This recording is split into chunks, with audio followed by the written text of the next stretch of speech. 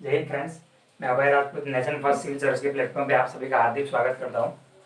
जैसा कि हमने लास्ट टाइम देखा था, करंट अफेयर्स की सीरीज हमारी जो चल रही है, ये हमारा थर्ड या फिर फोर्थ लेक्चर होगा। ठीक है, हमने देखा था पहले वीडियो में गुरु नानक जी के बारे में, क्योंकि पिछले साल जैसे कि मैंने आपको बताया था कि 550th एनिवर्सरी 550वीं जन्म जयंती उनकी सेलिब्रेट की गई थी, तो पॉसिबिलिटी ज़्यादा थी है इस बार कि 2020 के प्रीलिम्स में उसके क्वेश्चन आने की पॉसिबिलिटीज ज़्यादा है। तो ऐसे ही बहुत सारे टॉपिक्स होते हैं करंट अफेयर्स में, जो बच्चे पढ़ रहे हैं 1.5 साल से 2 साल से, जो अटेम्प्ट देने वाले हैं, फिर जिन लोगों ने अटेम्प्ट दे चुका है, दे दिया उन जिन लोगों ने, तो उनको तो मालूम है कि क्वेश्चन किस तरह पूछे जाते हैं। हालांकि मेरा जो चैनल है नेशन फर्स्ट सिविल सर्विस, मेरा एक चैनल चालू करने का प्रायर इंटेंशन स्पेशली मैंने गुजराती मीडियम के बंदों के लिए किया था, उसमें भी पर्टिकुलरली कॉमर्स और अकाउंटेंसी ऑप्शनल के लिए, क्योंकि उसके लिए यहाँ पे कोई कोचिंग क्लासेस है नहीं सूरत में अवेलेबल। गुजरात में भी पता नहीं, शायद कहीं पे होगी, और वो भी गुजराती मीडियम में पढ़ाने वाली कोचिंग क्लासेस बहुत रेयर है। तो मैंने प्लेटफॉर्म उन लोगों के लिए चालू किया है। लेकिन फिलहाल प्रीलिम्स नज़दीक आ रही है, और जो बच्चे फ्रेशर्स है, न्यूज़ है, या फिर जो फ्यूचर में यूपीएससी की प्रिपरेशन करने वाले हैं, जिनकी ख्वाहिश है कि भाई यूपीएससी की प्रिपरेशन करके हम भी सोसाइटी में हमारे योगदान देना चाहते हैं, तो वो लोग के लिए यूपीएससी की प्रिपरेशन किस तरह स्टार्ट करनी चाहिए, वो लोग यूपीएससी की पढ़ाई किस तरह करें, उनको मैनेज किस तरह करें। क्योंकि जाहिर सी बात है, मुझे खुद को मालूम नहीं था, मैंने बिना सोचे समझे रिसर्च किए, प्रॉपर स्ट्रेटेजी ना बना के कैसे क्वेश्चन पूछे जाते वो जाने बिना अपनी स्टडी चालू कर दी थी, तो बहुत सा टाइम मेरा वेस्ट हो गया था। मतलब कि पढ़ाई तो मैंने की थी, लेकिन कोई स्ट्रेटेजी नहीं थी, क्वेश्चन किस तरह पूछे जाते उसका कोई आइडिया नहीं था, कोई प्रॉपर गाइडेंस नहीं था बराबर। ठीक है, कोचिंग क्लासेस जाने के बावजूद भी 1 साल तक मैं ढंग से एनालिसिस नहीं कर पाया था पेपर का। तो आप लोग मेरी तरह गलती मत कीजिए।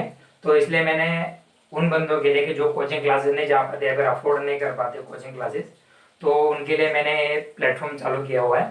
तो जो भी बच्चे या फिर जो भी व्यूअर्स देख रहे हैं, तो आप ट्राई कीजिए कि ज़्यादा से ज़्यादा आप लोग इस वीडियो को शेयर करके, जिससे कि बच्चों को पता चले कि आपको पढ़ाई किस तरह करनी है। क्योंकि यूपीएससी क्या है कि एक बहुत लेंदी प्रोसेस है, मतलब इसकी एग्जाम ही पूरी 1 साल तक चल रही है कंटिन्यूअस। तो आप समझ लो कि आपके मिनिमम 3-4 साल उसमें इन्वेस्ट आपको करने पड़ेंगे, चाहे आप किसी भी मीडियम से हो। वो डिपेंड करता है कि आपकी कैपेबिलिटी कितनी है, और आप यूपीएससी को किस तरह अंडरस्टैंड करते हो, उसकी स्ट्रेटेजी को कितनी जल्दी समझ पाते हो, आपको गाइड करने वाला इंसान आपके पास अवेलेबल है कि नहीं, ये सारे फैक्टर्स, फिर आपके फैमिली का सपोर्ट, ये बहुत सारी चीज़ें होती है। इसलिए यूपीएससी की स्टडी इन सारे फैक्टर्स की वजह से कभी कभार बहुत डिफिकल्ट हो जाती है, और आधे बच्चे बीच में से उसको गिव अप कर देते हैं। ठीक है, तो वो सारे ठीक है, वो मुद्दों मुद्दों पे हम फिर कभी बात करेंगे। मैंने जो सीरीज चालू की है प्रीलिम्स 2020 के लिए, तो जो बच्चे, मैंने जैसे कि आपको मैंने कहा कि जो लोग पढ़ाई कर रहे हैं उनको तो मालूम है, जिन लोगों ने टेस्ट सीरीज दी हुई है, अभी भी दे रहे हैं, मेरी भी टेस्ट सीरीज चालू है, तो हमें तो मालूम है। मैं पहले तो अपना शॉर्ट इंट्रोडक्शन आपको दे देता हूँ। 2018 अप्रैल में मई महीने में मैंने अपना ग्रेजुएशन कंप्लीट किया था सूरत के sir KB college of commerce. Okay, after that मैंने ट्राई किया कि यूपीएससी की प्रिपरेशन, क्योंकि मैंने सोच के रखा था कॉलेज में कि यूपीएससी की प्रिपरेशन मुझे फ्यूचर में करना है, लेकिन मालूम नहीं था कि यूपीएससी में किस तरह प्रिपरेशन होती है, कोचिंग की कितनी आवश्यकता होती है कि नहीं। इसके ऊपर पर्टिकुलरली मैंने वीडियो भी बनाया है, तकरीबन 45-46 मिनट का वो वीडियो है, तो आप जाके उसको देखिएगा पहले कि आपको कोचिंग क्लासेस जाना जरूरी है कि नहीं, आपकी अपनी एबिलिटी के हिसाब से। मैं किसी कोचिंग क्लासेस के अगेंस्ट में नहीं हूँ, क्योंकि मैं खुद कोचिंग में गया था, लेकिन जाने के बाद 2 साल के मेरे 1 1.5 या 2 साल के जो मेरे एक्सपीरियंस रहे हैं, तो उससे मैंने देखा है कि self study is the most effective way to achieve your goals, चाहे आप किसी भी फील्ड में ही क्यों ना हो। ठीक है, तो वो सारी बातें आप रहने देते हम लोग, क्योंकि वो मेंटरिंग का काम है। आज का जो मेरा टॉपिक है, जो मैं पढ़ाने वाला हूँ, वो है तुम्हारे, मैंने इस आज के वीडियो सीरीज में मैंने लेक्चर में 3 टॉपिक्स को कवर किया है अलग अलग। जैसे कि एक आपका टॉपिक है सुरेश माथुर कमेटी, एक है आपका शू बॉक्स सैटेलाइट, मतलब कि साइंस एंड टेक का टॉपिक है, ये आपका करंट अफेयर्स का टॉपिक है, मतलब गवर्नमेंट के रिगार्डिंग है, और एक है आपका एशिया पैसिफिक ब्रॉडकास्टिंग यूनियन, एक बॉडी है, नेशनल इंटरनेशनल, ऐसी अलग अलग बॉडी होती है, ऑर्गेनाइजेशन होती है। तो ऐसे मैंने 3 टॉपिक कवर किए हैं, तो उसके ऊपर आज हम डिस्कशन करेंगे। तो साथ में आपको मैं भी बताऊंगा कि यूपीएससी में किस तरह क्वेश्चन पूछे जाते हैं, ट्विस्ट करके, या फिर आपको किस तरह जब आप पढ़ोगे सारा चीज पढ़ भी लोगे, रट भी लोगे, क्योंकि ऐसा भी नहीं कि आपको रटना का पूरे बंद कर देना है, क्योंकि करंट अफेयर्स में थोड़ा बहुत आपको रटना भी पड़ेगा, क्योंकि फैक्चुअल डेटा होता है। अब मान लो कि आरआरबी की इस्टेब्लिशमेंट, उसकी जो स्थापना हुई थी वो 1935 में हुई थी, लेकिन किस एक्ट के तहत हुई थी? 1934 के एक्ट के तहत हुई थी। तो ये सारी चीजें समझने की नहीं है, वो आपको याद ही रखनी पड़ेगी, मेमोराइज करनी पड़ेगी। तो ये जो कुछ सारी ट्रिक्स होती है या फिर कुछ स्टैटिक डेटा होता है, फैक्चुअल इंफॉर्मेशन होती है, वो आपको रटनी ही पड़ेगी कोई भी हालत में। तो उसको कैसे याद किया जाता है या फिर आपको कैसे उसके नोट्स बनानी है, इसलिए मैंने उसको शॉर्ट में आपको बताया कि आप किस तरह नोट्स बना सकते हो फ्रेशर्स के लिए। बाकी जो बच्चे प्रिपेयर कर रहे हैं 1.5-2 साल से, पिछले कुछ सालों से जिन्होंने अटेम्प्ट दे दिया है, उनको तो प्रॉपर गाइडेंस है, और उनका ज्यादातर का तो करंट अफेयर्स तो हो भी चुका होगा। एक ही महीना बाकी है अभी यूपीएससी एग्जाम के लिए, जो 4 अक्टूबर को होने जाने। ठीक है, तो चलो स्टार्ट करते हैं हम अपना आज का नया टॉपिक। ओके, तो पहला टॉपिक है सुरेश माथुर कमेटी। देखो, गवर्नमेंट के द्वारा अलग अलग कमिटीज, कमीशंस का एस्टेब्लिशमेंट किया जाता है। एक कमेटी क्या होती है? टेम्पररी होती है। अब कमेटी वो पॉलिटी के लेक्चर में जब आप इंडियन पॉलिटी पढ़ोगे तो पॉलिटी भी अलग अलग तरह की होती है। पार्लियामेंट्री कमेटी होती है, स्टैंडिंग कमेटीज होती है, ओके, पार्लियामेंट के अंदर ही कुछ एडहॉक कमेटी होती है, एडहॉक यानी कि टेम्पररी कमेटी। कुछ कमेटीज परमानेंट होती है, लेकिन ये इंडियन पॉलिटी का सब्जेक्ट नहीं है, ये अलग से गवर्नमेंट ऑफ इंडिया के द्वारा स्टेब्लिश की गई। ओके, इसको स्थापित किया गया है, काम दिया गया था इस कमेटी को। क्यों सेटअप किया गया था, किसके द्वारा सेटअप किया गया? देखो, सेटअप के बाजू मैंने डैश किया हुआ है, मैंने से पूरा फुल सेंटेंस में आपको लिख के नहीं दिया है, क्योंकि मैंने आपको बताया कि आपको प्री के हिसाब से बहुत शॉर्ट में लिखना है, क्योंकि आपको जब रिवीजन आप करोगे तो आपको स्पीड में पता होना चाहिए कि Suresh Mathur committee setup IRDA, मतलब कि आपको याद आ जाएगा एग्जामिनेशन में कि सुरेश माथुर कमेटी इरडा संबंधित है या फिर वो इरडा के द्वारा स्थापित की गई थी। तब जाके आप यूपीएससी के जो प्री का क्वेश्चन था अटेम्प्ट कर पाओगे। ठीक है, तो शॉर्ट में आप ऐसा लिख सकते हो, सेटअप इरडा, मतलब कि इरडा के द्वारा एक कमेटी को स्थापित किया गया था। ओके, इरडा ने गठित की हुई थी कमेटी। इसका फुल फॉर्म क्या है इरडा का? हालांकि इरडा के पीछे आय है, लेकिन इसको सिर्फ क्या बोला जाता है? इरडा बोला जाता है। Okay, the insurance regulatory and development authority of India, Bharat के इंश्योरेंस से रिगार्डिंग और उसके डेवलपमेंट के लिए काम करने वाली एक अथॉरिटी बॉडी है। ठीक है, तो देखो उसका ऑब्जेक्टिव क्या है। अब बट नेचुरल की कोई भी कमेटी होती है, कमीशन होता है या फिर कोई भी काम होता है, मिशन होता है, तो उसका कोई ऑब्जेक्टिव होता है। ठीक है, तो इसका ऑब्जेक्टिव क्या है? तो देखो, टू रिव्यू, रिव्यू यानी कि पुनर्विचार करना, उसके ऊपर विचार विमर्श करना। The regulatory framework on micro insurance, क्या है? Micro insurance. अब माइक्रो इंश्योरेंस क्या है, उसका डेफिनेशन हम नीचे दिया हुआ है, उसकी हम चर्चा करेंगे। तो माइक्रो इंश्योरेंस के रिगार्डिंग जो फ्रेमवर्क बनाया हुआ है ऑलरेडी, उसके ऊपर रिव्यू करने के लिए इरडा ने क्या किया है? एक कमेटी सेटअप की है, और उस कमेटी का चेयरमैन कौन है? जो कमेटी के चेयरमैन होते हैं उन्हीं के नाम पे कमेटी का नाम रखा जाता है। तो स्वाभाविक है चेयरमैन कौन होंगे इनके? सुरेश माथुर जी। ओके, तो उन्हीं के नाम पे कमेटी गठित की गई है। तो ये चेयरमैन याद रखना कि Suresh Mathur committee, okay, IRDA ने स्थापित की थी। अब माइक्रो इंश्योरेंस का मीनिंग हम देख लेते हैं। देखो, जैसे कि आप होम लोन लेते हो, कार लोन लेते हो, तो बड़ी बड़ी महंगी चीजें खरीदने के लिए जब आप लोन लेते हो या फिर इंश्योरेंस करवाते हो उन सारी चीजों के लिए, जैसे कि आप अपना एक्सीडेंट का इंश्योरेंस करवाते हो या फिर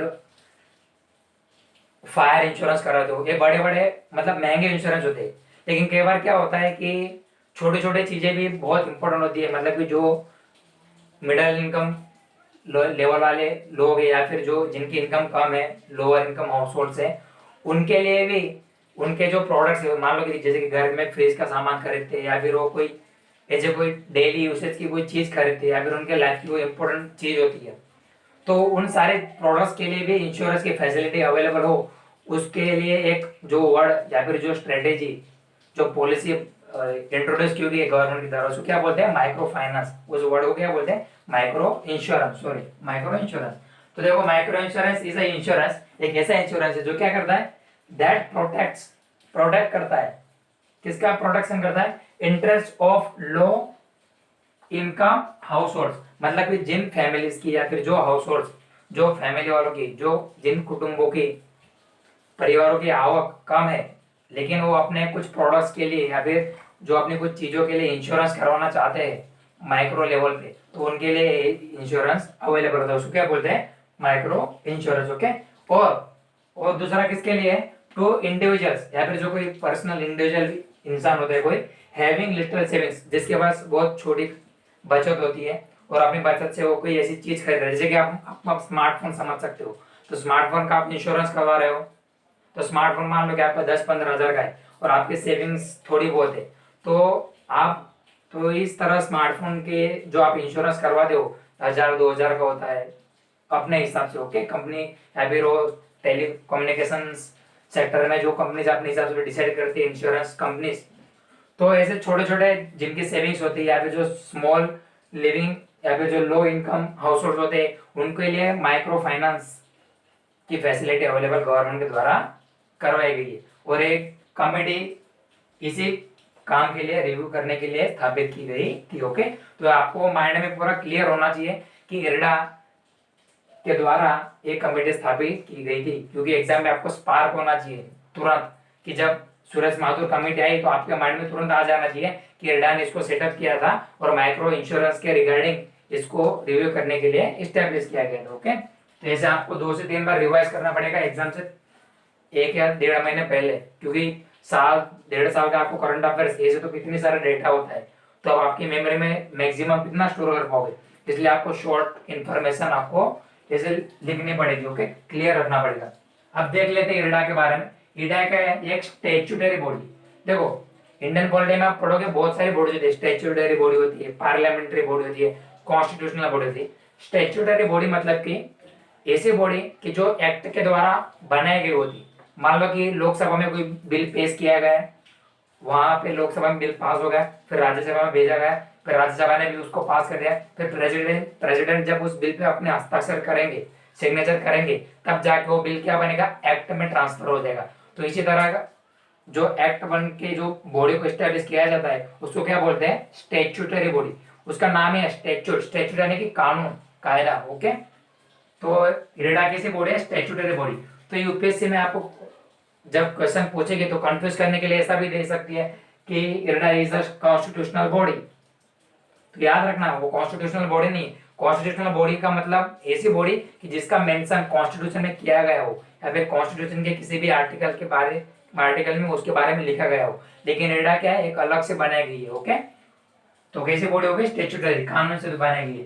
कब क्रिएट की गई थी, कब एस्टेब्लिश की गई थी, बाय द एक्ट ऑफ 1999, 1999 के साल में उसको एस्टेब्लिश किया गया था एक्ट के द्वारा। उसका मैंडेट या फिर उसका मिशन, जो फंक्शन है उसका क्या है, main function, regulate and promote the insurance and re insurance. Insurance और री इंश्योरेंस में डिफरेंस होता है। ओके।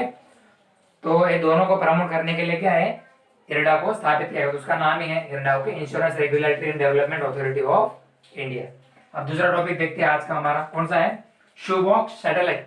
देखो यूपीएससी पिछले कुछ सालों से एनवायरमेंट पे और जो साइंस एंड टेक है उस पर ज्यादा फोकस करे, मतलब कि ऐसे ऐसे जो क्वेश्चन वो पूछते कि हमको मालूम भी होता नहीं कि ये चीज है कैसी, क्योंकि मैंने आपको पहले बताया कि यदि आपने पढ़ा नहीं है तो बहुत सारे क्वेश्चन आप अटेम्प्ट कर ही नहीं पाओगे, तो आपको इस तरह के क्वेश्चन भी माइंड में रखने पड़ेगी। अब आपको ये लगेगा कि शू बॉक्स सैटेलाइट, सैटेलाइट तो कितने सारे हैं, जब आप खुद जब शुरुआत करोगे पढ़ने बैठोगे साइंस एंड टेक का सब्जेक्ट लेके, तो इतने सारे सैटेलाइट होते हैं, अलग अलग लॉन्च व्हीकल्स होते हैं, वेपन्स होते हैं डिफेंस सेक्टर में, अलग अलग स्पेस ऑर्गेनाइजेशन होती है, फिर उनके अपने सैटेलाइट्स होते हैं अलग अलग कंट्रीज के, तो वो भी आपको मेमोराइज करने पड़ते हैं, माइंड में याद रखने पड़ते हैं।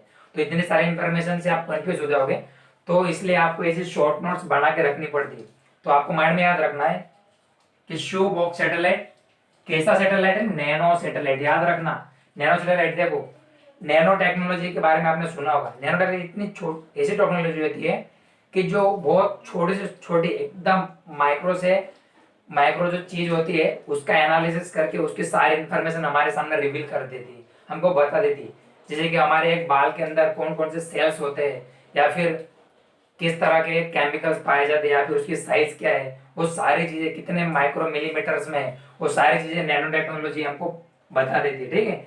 देखो इस सैटेलाइट का वेट कितना है, वजन कितना है, लेस देन 10 kg। देखो मैंने सिंबल बनाया है, इसका मतलब क्या होता है लेस देन, तो मैंने वर्ड में पूरा लिखा नहीं है ऐसा कि लेस देन। तो आप एग्जाम में जब पढ़ने जाओगे तो ज्यादा इंफॉर्मेशन आपको पढ़ने नहीं है, आपको कुछ सिंबल्स या फिर कुछ ट्रिक्स या फिर ऐसे कुछ डैश करके आपको शॉर्ट नोट बनानी पड़ेगी। नहीं तो फिर इतना सारा देखोगे आप एग्जाम के पहले, तो आपको पढ़ने से पहले आपको ऐसा लगेगा कि इतना लंबा तो मुझसे तो पढ़ा भी नहीं जाएगा। तो आपको हो सके तो आपके नोट्स हो सके उतनी शॉर्ट बनानी, ठीक है। फ्रेशर्स बच्चों की बात कर रहा हूँ मैं, जब आप पढ़ाई स्टार्ट करोगे शुरुआत में हालांकि आपको नोट्स बनाने की जरूरत नहीं, पहले आप पढ़ तो लो। करंट अफेयर्स का ही सिर्फ आपको नोट बनाना है, क्योंकि शुरुआत से नोट बनाने का कोई मतलब होता नहीं, क्योंकि आप इतने सारे सब्जेक्ट की कि आपको पढ़ते पढ़ते 1-1.5 साल हो जाएगा। और जिनके यूपीएससी के बारे में कुछ पता ही नहीं, जैसे कि मैं अपने खुद की बात करूँ तो बस इतना ही मालूम था यूपीएससी करना है, आईएएस आईपीएस ऑफिसर बनते हैं, कलेक्टर बनते हैं, कमिश्नर बनते हैं, सिलेबस क्या है कि कौन से सब्जेक्ट पढ़ने होते हैं, ऑप्शनल होता है कि नहीं होता है, वो कुछ मालूम नहीं था मुझे। लेकिन यूपीएससी के फील्ड में आने के बाद मुझे पता चला कि ऐसी सारी प्रिपरेशन करनी पड़ती है, स्ट्रेटेजीज होती है, मेथड्स होती है, उसके लिए आपको कोई पर्टिकुलर गाइड करने वाला एक इंसान चाहिए। ओके, तो बहुत सारी चीजें होती है, तो कोई बात नहीं, आप टॉपिक पे ध्यान दीजिए। तो कैसा सैटेलाइट है, नैनो सैटेलाइट। तो आपको एग्जाम में ऐसा दे दिया जाए कंफ्यूज करने के लिए कि शू box satellite is a communication satellite. तो पहली बात तो ये कम्युनिकेशन सैटेलाइट है ही नहीं। ओके, तो पहला कंफ्यूज करने के लिए आपको ये दे सकते हैं। तो ये कैसा सैटेलाइट है, नैनो सैटेलाइट। ओके, नेक्स्ट देखो किसने लॉन्च किया है, चाइनीज स्टार्टअप। अब अलग अलग स्टार्टअप होते, हालांकि इसका नाम क्या है, Chinese startup link space. UPSC इतना डीप में नहीं जाएगी क्योंकि चाइनीज के चाइना जो कंट्री है उसके कौन से स्टार्टअप ने लॉन्च किया था, स्टार्टअप का नाम तो नहीं पूछेगी, लेकिन किस कंट्री ने लॉन्च किया है वो आपको मेन ध्यान में रखना है। किसने, चाइना ने। कंफ्यूज करने के लिए आपको यूपीएससी में ऐसा सेंटेंस दे दिया जाएगा, सुबॉक्स satellite is launched by Israel government. लेकिन इजराइल गवर्नमेंट ने लॉन्च किया ही नहीं, क्योंकि सुबॉक्स सैटेलाइट किसने लॉन्च किया है, चाइना ने लॉन्च किया, मतलब कि चाइनीज गवर्नमेंट ने। ओके, और कैसा सैटेलाइट है, nano satellite, not the communication satellite, be remember. Okay, तो ऐसे इस तरह यूपीएससी आपको कंफ्यूज करती है सिर्फ वर्ड को चेंज करके। तो आप साल भर में इतना पढ़ लोगे और एक भी इंफॉर्मेशन आपके माइंड से निकल गई या फिर आप डाउट हो गया उस इंफॉर्मेशन के ऊपर, तो मान लेना कि आपका वो नेगेटिव मार्किंग हो जाएगी अटेम्प्ट किया तो, या फिर चांसेस हो तो लक फैक्टर डिपेंड करता है थोड़ा बहुत। ओके, 1-2% होता है, लक पे कोई इतना आपको फोकस करने की जरूरत नहीं, आपको आपकी स्टडी पे ज्यादा हार्ड वर्क करने की जरूरत है। ओके, तो सिर्फ इतनी छोटी इंफॉर्मेशन याद रखनी, सुबॉक्स satellite is a nano satellite less than 10 kg। Okay, 10 kilo से ज्यादा, सॉरी 10 किलोग्राम से उसका कम वेट है, और चाइनीज स्टार्टअप ने उसको या फिर चाइना ने उसको लॉन्च किया हुआ है। ओके, थर्ड टॉपिक देखो आज का, एशिया पैसिफिक ब्रॉडकास्टिंग यूनियन। क्या है, एक प्रकार का यूनियन है। अब यूनियन है तो स्वाभाविक है, और आगे नाम भी दिया है, देखो एशिया पैसिफिक, मतलब कि एशिया, एशिया जो कॉन्टिनेंट है और जो पैसिफिक ओशियन के आसपास जो कंट्रीज है उनके द्वारा, वहां के आसपास के देशों के द्वारा एक यूनियन बनाया गया। ओके, कब स्टैब्लिश किया गया था, 1964, 1964 में। कभी कभार वो लोग, हालांकि ऐसे ईयर्स में वो लोग बहुत कम कंफ्यूज करते हैं, लेकिन फिर भी आपको ध्यान रखना है कि 1964 में उसको स्टैब्लिश किया गया था। ओके, इस यूनियन को, एक ऑर्गेनाइजेशन। देखो वाई इन न्यूज, आपको ऐसा नोट्स में लिखना नहीं, बनाना नहीं कि न्यूज में क्यों है, तो मैं जस्ट आपको बता रहा हूँ कि न्यूज में क्यों था। ओके, तो क्या हुआ था कि जब 5th समिट हुई थी, समिट यानी कि एक तरह का मीटिंग हुई थी। ओके, समिट बोला जाता है उसको अलग अलग नाम से। तो 5th समिट हुई थी किसके ऊपर, ऑन क्लाइमेट एक्शन। मैंने आपको पहले बोला कि यूपीएससी पिछले कुछ सालों से एनवायरनमेंट पे, साइंस टेक पे ज्यादा फोकस कर रही है, इसलिए मैं जो इंपॉर्टेंट टॉपिक्स है वो यूपीएससी 2020 प्री के हिसाब से मैं आपको इंपॉर्टेंट टॉपिक पे मैंने ये सीरीज स्टार्ट की हुई है। ठीक है, हालांकि आपने बहुत कुछ ऐसा पढ़ के रखा होगा। ओके, लेकिन यदि आपके माइंड से ये चीज पसार हो रही है तो फिर देख लोगे तो बेटर रहेगा। ओके, 5th समिट हुई थी on climate action and disaster preparedness, मतलब डिजास्टर हो जाता, जैसे कि कोई फ्लड आ गया या फिर कोई नेचुरल कैलामिटी हो गई, जैसे कि कोई फायर, फॉरेस्ट फायर हो गया, जैसे कि अमेजन फॉरेस्ट फायर हो गया था। तो इस तरह कोई भी तरह का डिजास्टर होता है, तो उस डिजास्टर को प्रिपेयर करने के लिए, प्रिपेयर्डनेस के लिए और क्लाइमेट के ऊपर एक्शन लेने के लिए क्या था, 5th समिट ऑर्गेनाइज किया गया था इस बॉडी के द्वारा, एशिया पैसिफिक ब्रॉडकास्टिंग यूनियन के द्वारा। ओके, हेल्ड, कहाँ पे हेल्ड हुआ था वो? काठमांडू। काठमांडू ब्रैकेट में मैंने लिखा है नेपाल, क्योंकि काठमांडू क्या है, नेपाल की एक कैपिटल है। ओके, तो नेपाल की कैपिटल जो काठमांडू है वहां पे उसका ये समिट ऑर्गेनाइज किया गया था। ओके, ये फिफ्थ था, सिक्स्थ था, ये सब यूपीएससी कभी पूछते नहीं है, आपको सिर्फ याद रखना है इसके बारे में, इस बॉडी के बारे में, एशिया पैसिफिक ब्रॉडकास्टिंग यूनियन। ये है क्या? क्या किसी पर्टिकुलर एक ही कंट्री का है? क्या प्रॉफिट के लिए काम करता है? नॉन गवर्नमेंटल या फिर एनजीओ है या फिर इंटरनेशनल ऑर्गेनाइजेशन है? किस तरह का बॉडी? तो देखो, इट्स अ नॉन प्रॉफिट, कोई प्रॉफिट के लिए काम नहीं करती। ओके, अलग अलग देश क्लाइमेट के रिफॉर्म्स के लिए या फिर बेटर क्वालिटी एनवायरनमेंट प्रोवाइड करने के लिए वो लोग इकट्ठा होते हैं। ठीक है, तो नॉन प्रॉफिट है। नॉन गवर्नमेंट, देखो नॉन गवर्नमेंट मतलब कि इसमें गवर्नमेंट शामिल नहीं है, याद रखना। यहाँ पे सरकार का कोई भी बंदा शामिल नहीं होता है, यहाँ पे लिखा हुआ है नॉन गवर्नमेंट, नॉन पॉलिटिकल। अब गवर्नमेंट नहीं है तो सिंपल है, कोई पॉलिटिकल पार्टी का कोई बंदा भी नहीं होगा। ओके, तो नॉन पॉलिटिकल है। कैसे एसोसिएशन है? प्रोफेशनल, जो प्रोफेशनल होते हैं या फिर जो अलग अलग इंडस्ट्री के जो पर्सनालिटीज होते हैं, ओके, कंट्रीज के, तो उनका एक एसोसिएशन है एशिया पैसिफिक। ओके, तो याद रखना ये नॉन गवर्नमेंट है, नॉन प्रॉफिट और नॉन पॉलिटिकल, प्रोफेशनल और एसोसिएशन है। Okay, organization. उसका मिशन क्या है? वर्क, उसका objective to assist in development of broadcasting. Broadcast किया जाता है ना टेलीविजन पे या फिर अलग अलग मीडिया में, जो ब्रॉडकास्ट किया जाता है न्यूज को या फिर इंपॉर्टेंट मैसेजेस को, इंफॉर्मेशन को, तो उस ब्रॉडकास्टिंग को मदद करने के लिए, उसके डेवलपमेंट के लिए इसको इस्टेब्लिश किया गया था प्रोफेशनल के द्वारा। उसका सेक्रेटरीट यानी कि उसका जो हेडक्वार्टर है, उसका जो मेन बॉडी है वो कहाँ पे? Headquarter Kuala Lumpur. ओके, कोलालमपुर क्या है? मलेशिया का कैपिटल है, याद रखना। यूपीएससी में भी पूछ लिया जाएगा तो इन्फॉर्मेशन याद रखना कि मलेशिया का कैपिटल क्या है? कोलालमपुर। ओके, वहां पे इसका हेडक्वार्टर है, सेक्रेटरीट है। उसके हाल में मेंबर कितने हैं? 272। अब अप्रैल 2019 का डेटा के अनुसार 272 है। आप गूगल सर्च करके इसके बारे में एक्स्ट्रा इन्फॉर्मेशन जान सकते हो। ओके, क्योंकि मैंने जो नोट्स बनाई थी यूपीएससी को 2020 को टारगेट करके, तो उसी नोटबुक में से मैंने बोर्ड पे बनाया हुआ है। तो न्यू बच्चों को आप ध्यान रखिए कि आपको किस तरह पढ़ना है, क्योंकि आप पढ़ लोगे तो फिर से भूल जाओगे, लेकिन आपको माइंड में इस तरह से स्ट्रेटेजी रखनी है कि इसी तरह से क्वेश्चन यूपीएससी पूछेगी तो हमें इस तरह से पढ़ाई करनी पड़ेगी। ठीक है ना, तो फिर आपका पढ़ा हुआ सब कुछ वेस्ट जाएगा। इसलिए मैंने आपको पहले बोला है, क्योंकि यूपीएससी में ऐसी फैक्चुअल डेटा वाली इंफॉर्मेशन कम होती है, कॉन्सेप्चुअल क्लैरिटी पे डिपेंड होने वाले क्वेश्चन ज्यादा होते हैं। ठीक है, तो बस आज के लिए इतना ही। नेक्स्ट लेक्चर के लिए हम वेट करते हैं।